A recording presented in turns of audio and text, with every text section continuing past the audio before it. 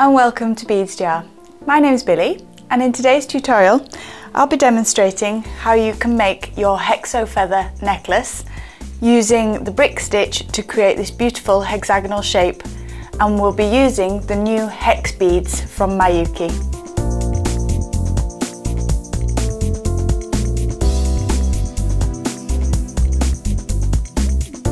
We'll be working with these fabulous hex beads, so they're Miyuki beads, size 11, and I'm going to be working with two colours to weave using brick stitch this hexagonal shape. In order to put this together as a necklace, I'll be working with this fine chain and a slightly thicker chain, which is going to be used for the pendant part, and the other chain will be going around the necklace. We've got our tubular bead, some 5mm jump rings, this feather pendant, and I'll be threading all this up and weaving with a size 10 beading needle onto an 8-pound Fireline, and I've cut 1 metre length of Fireline and threaded that through. To finish, I'll be using scissors, a pair of side cutters and some flat nose pliers. So let's get started with our hexagonal project here with the hex beads, and if this helps you, you can always pre-do a small graph of your pattern as well, as I'm going to want the colours differently throughout this project.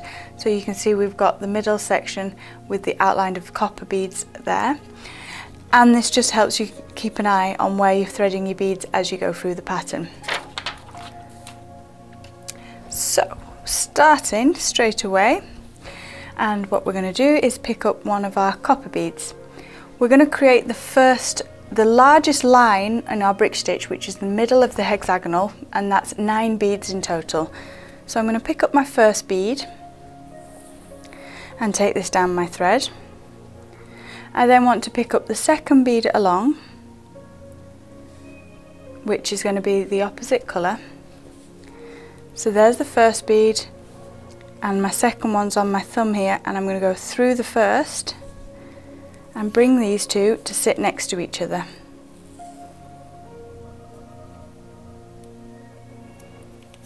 So they're now sat side by side on the thread. We're now going to have another copper bead next to the blue, so I'm going back through, so we've created a loop all the way around.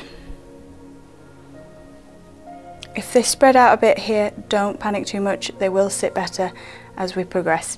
So now I'm picking up a copper again, and my needle goes back through the blue.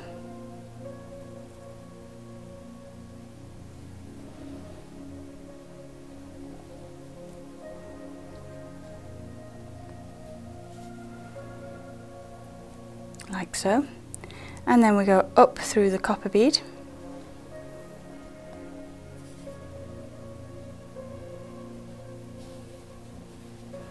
So you can see we're building that up.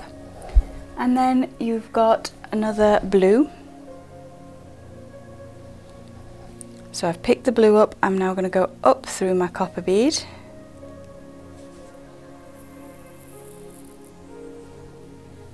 Bringing that to the side. Down through the blue.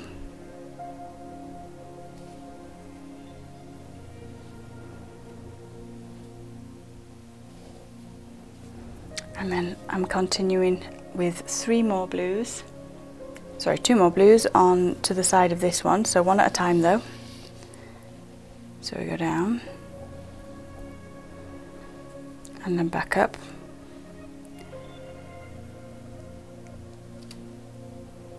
Just tease it in if the tension slipped a bit.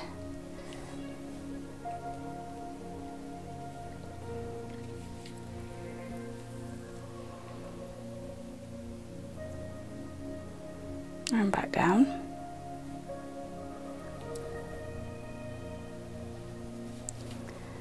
And then we're going onto the copper.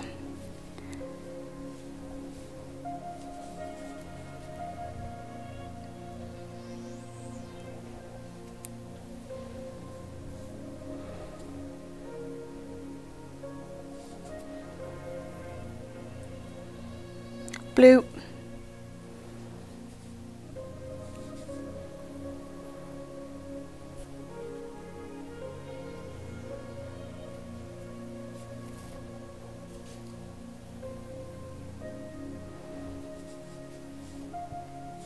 And the copper to finish our first row of 9. Oh, my thread's just popped off my needle. Bear with me one moment. Okay, so we're doing the last one. I've re-threaded the Fireline through my bead, so let's take that back. And this is the last bead on this row.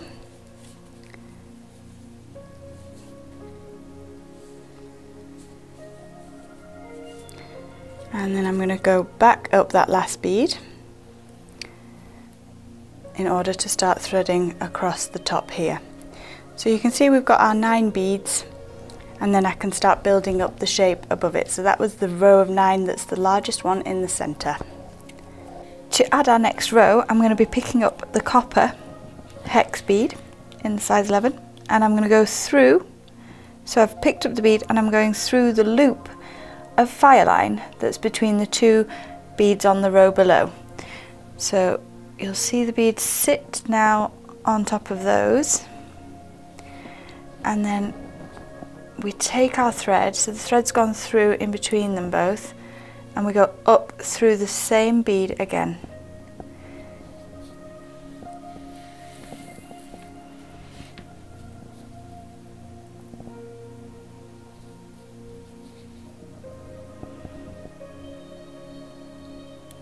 I'm just pulling in the tension on the thread so that you can see how they're supposed to sit. As you progress with your pattern, you will notice this starts to pull in anyway, but obviously I'd like to show you how it's looking correctly from the start. I've picked up a blue and I'm going through the next loop, and then up through the blue.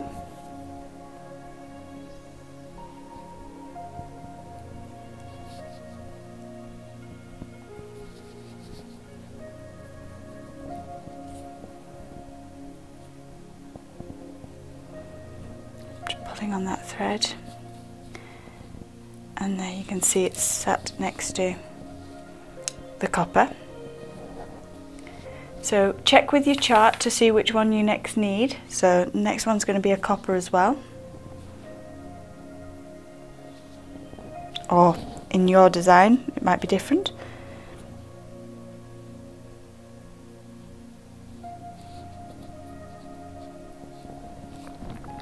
So I've picked up my copper,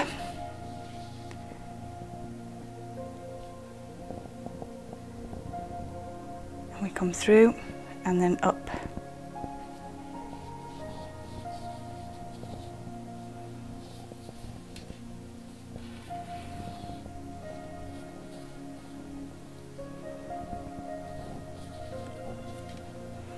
And then I'm on to 2 blues, so one after the other.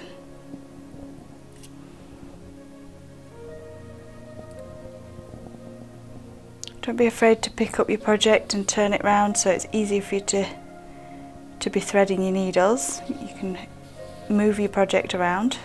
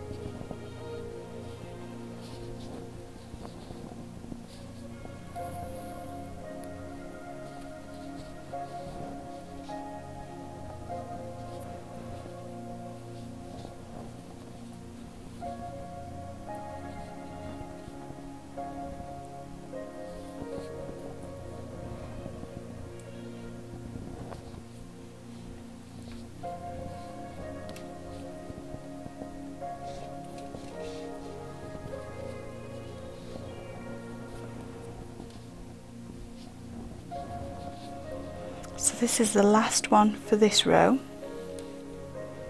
before we go up again.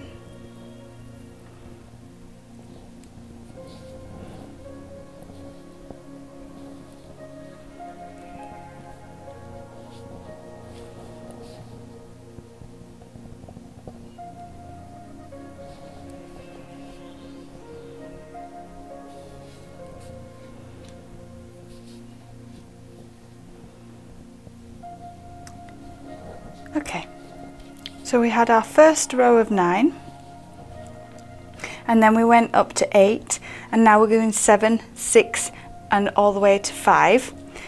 So you're just going to continue in the same way and following the pattern of the beads to what you've decided, or if you're copying mine, you can see we've got the kind of diamond shape throughout the hexagonal as well. So you just keep going until you've got to the 5th row, where I'll join you again for us to work back down and complete the opposite side of our hexagonal pendant. Okay, so we've done our 5th row, and I'm now going to be working my needle, so I'm going to go back through the 2nd one in and then up through the 3rd. So back just through that one, so you'll see my needles coming out there, and back across and up through this middle one. And here I'm going to want to pick up one of my O beads. So we're going to go through the O bead.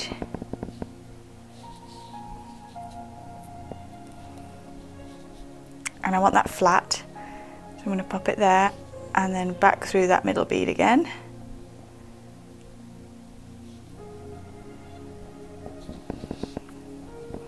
And I'm getting that to sit as flat as possible at the end of my hexagonal shape, and we're going to go through the next bead down, and we're working our way across to the opposite side. So you're just coming across your beads,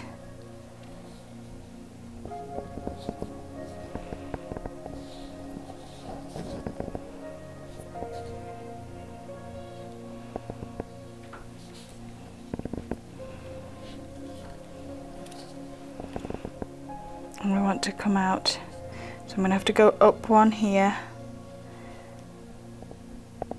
because I want to come out on that last row. So across, so just weaving across one bead at a time.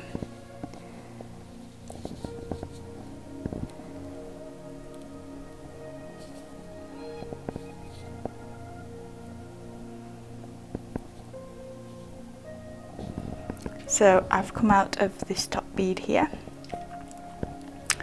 I'm going to flip that round, so I'm working from the side that's comfortable. And what I want you to do now is continue. So we had 9, so we're going on to our 8th row, so the same as this 8th row, and you're just working in reverse order to make the second half of this hexagonal beads. So you're picking up through,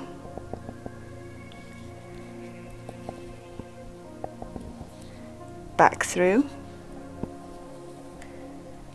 pick up,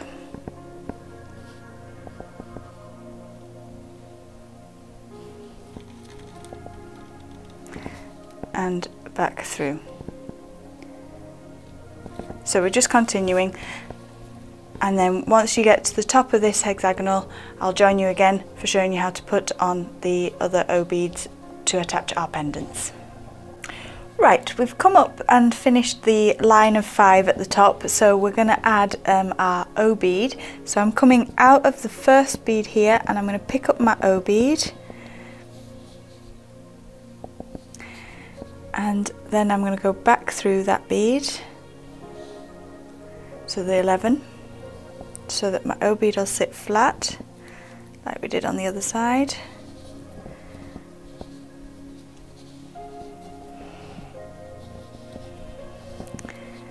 And then I'm going to go up across to the next one,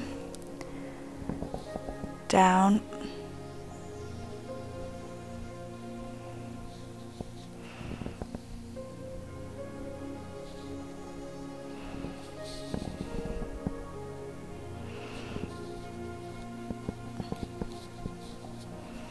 and up. Oops, I came up at the top, same one. So we go down and across.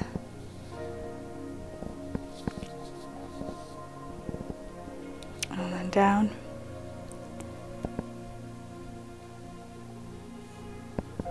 And out.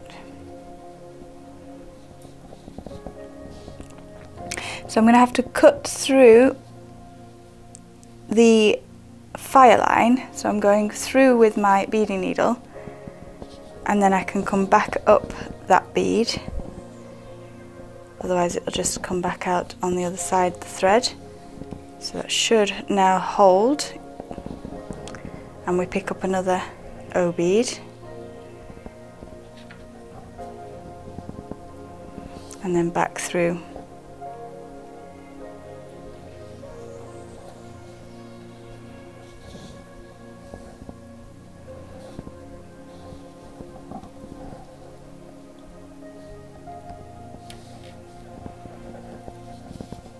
And now I'm going to come through the next bead on this row of 6,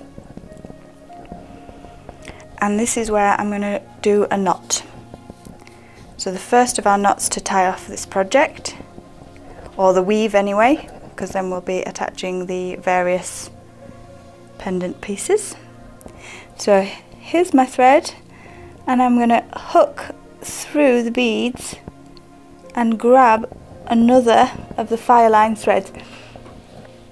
So my Fireline's coming across those, coming across the 2 beads, and I've caught that thread underneath my beading needle here, and as I pull my thread through, a loop forms with the Fireline here, and then we're going to go through that loop with the beading needle and pull that knot down into the beads. If you then take your needle through the next bead down,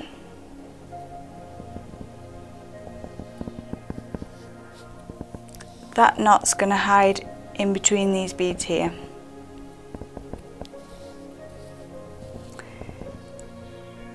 Find your next thread that's through,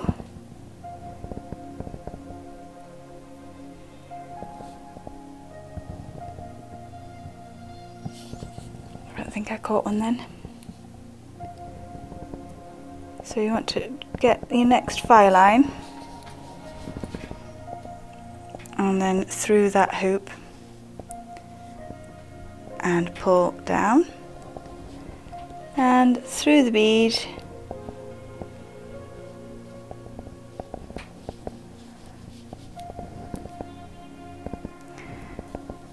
so I'm happy now that this thread with my beading needle on is nice and secure and is certainly not going to be able to pull back out of my bead weave as I've knotted it twice. So then you take your scissors and you take that thread away.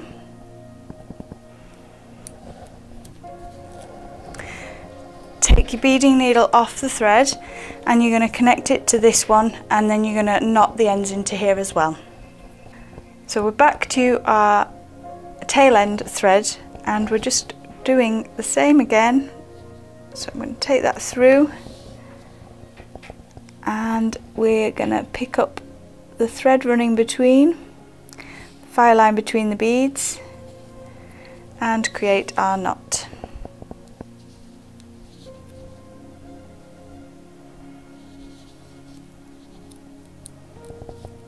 And then through the bead again for the second knot.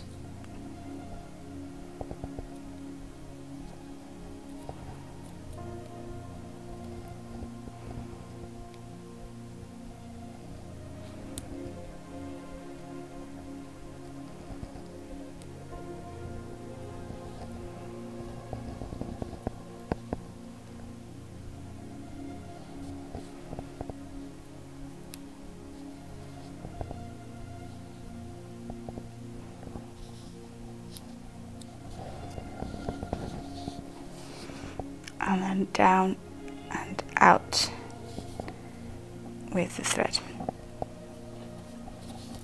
And then we are going to take that thread away.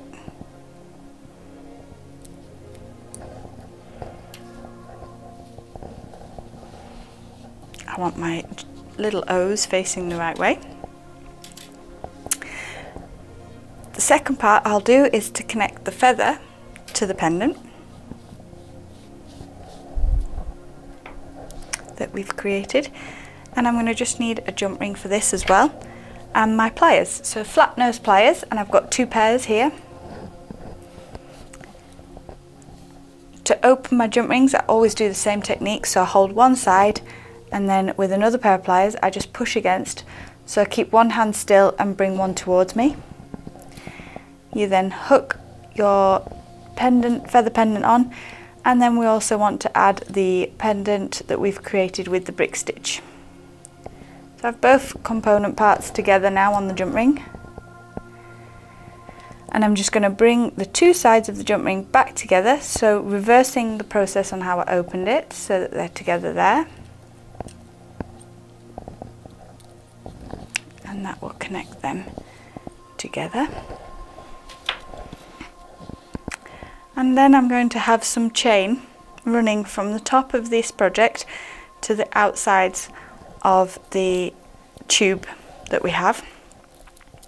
In order to do that I got some slightly thicker chain, so we're going to put a jump ring on the chain and to the O bead and to the top of the project here. So I'm going to have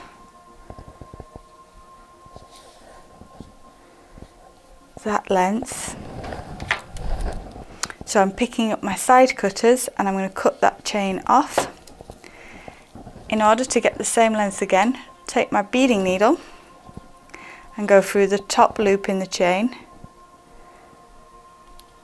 I just have a piece of chain that's stuck on there, so I don't want that, that'll cause a scratchy bit, so make sure there's no extra chain on your chain.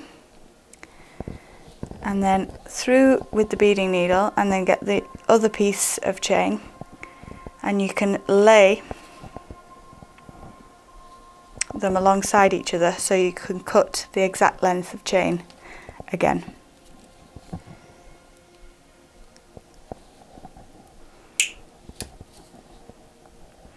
So I have 2 even lengths of chain now.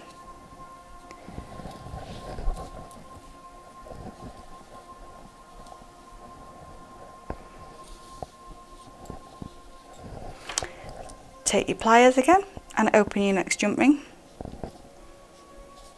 This goes through the O bead and your chain, and we'll close that back together.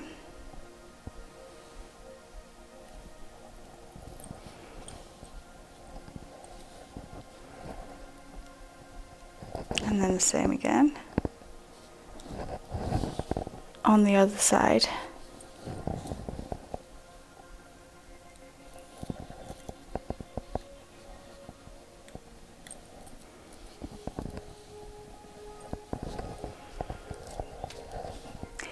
I'm now going to attach 2 jump rings to the top of the chain.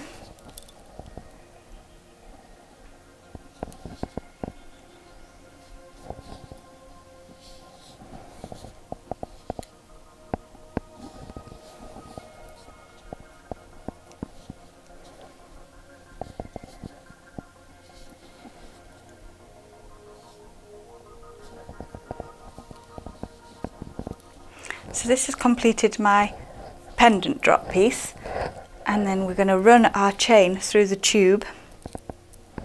So I've got the finer chain that I'm running through, and in order to pop that on there I'm just going to open this jump ring of the chain,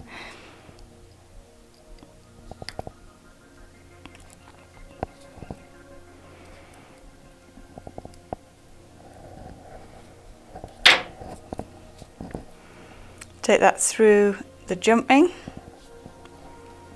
and through the tube,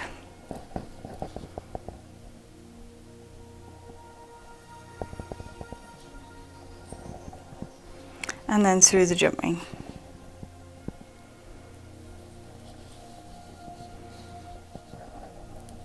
And I'm connecting that back together again.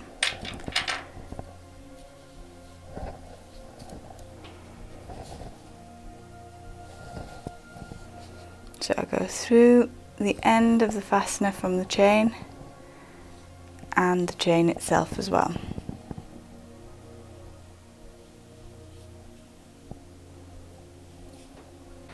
Check your jump ring has no splits and no openings on it and is well connected together again. And there you have your pendant hanging from the chain with that beautiful brick stitch as well, bringing those details together and giving you that beautiful effect there.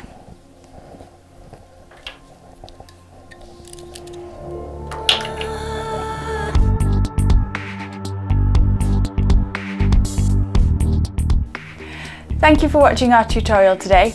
If you've enjoyed it, please remember to give us a big thumbs up, and also you can subscribe to see all of our latest tutorials on our channel and see all our new designs and new beads. Until next time, bye!